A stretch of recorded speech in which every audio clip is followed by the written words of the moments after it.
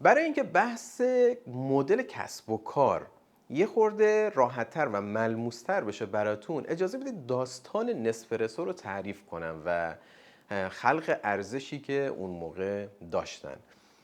حدود 60 سال پیش یکی از همکاران شرکت نستله به اسم اریک ایده‌ای به ذهنش میرسه و میاد یه دستگاهی رو درست میکنه. توی این دستگاه در واقع یه کپسولی هم ایجاد میکنه که توی اون کپسوله قهوه بو داده شده و پودر قهوه قرار میده. اون کپسول رو پرس میکنن، توی دستگاه قرار میدن و با فشار و گرمای زیاد اسپرسو رو تولید میکنن. تا قبل از اون اینستنت کافی ها خیلی محبوب و مشهور بودن، ولی بعد از اینکه این ایده به ذهن آقای اریک میرسه، شرکت نستله سرمایه گذاریش رو شروع میکنه حدود 60 سال پیش و اینو به دنیا معرفی میکنه.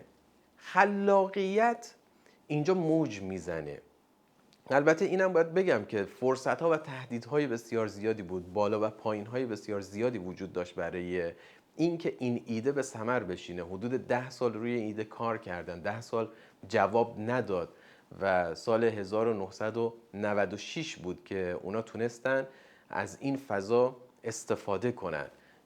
و ایده خلاقانه‌شون توی کسب درآمد چطور بود؟ این بود که اومدن و خود دستگاه رو نفروختن. یعنی خود دستگاه شد یک بخشی که مشتری‌ها رو جذب می‌کرد، چون قسمت ارزون ماجرا بود.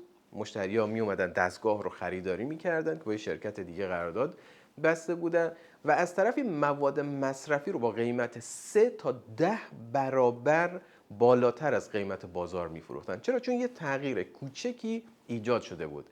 ما همیشه شنیدیم که میگن اگه سخت‌تر کار کنی درآمد و موفقیت بیشتری خواهی داشت. ما موافق این جمله هستیم و نمیگیم که اشتباهه. منتها یه جمله دیگه وجود داره، میگه work smarter not harder. می هوشمندانه تر کار کن تا اینکه سخت‌تر بخوای کار کنی. نسپرسو دقیقاً اومد و این کار رو انجام داد.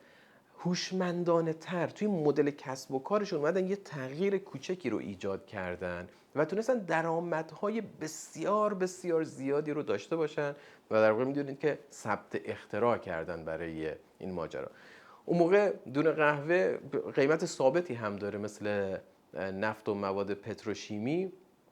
دونه قهوه هم یه قیمت ثابتی داشت که اونا با این خلاقیتی که داشتن و اون رو توی کپسول قرار میدادن 3 تا 10 برابر بیشتر میتونستن توی بازار محصولات خودشون رو بفروشن. این مدل کسب و کاره که اینجا به ما کمک میکنه ایده های جدیدی داشته باشیم، ایده های پولسازی داشته باشیم و بتونیم خلق ارزش کنیم.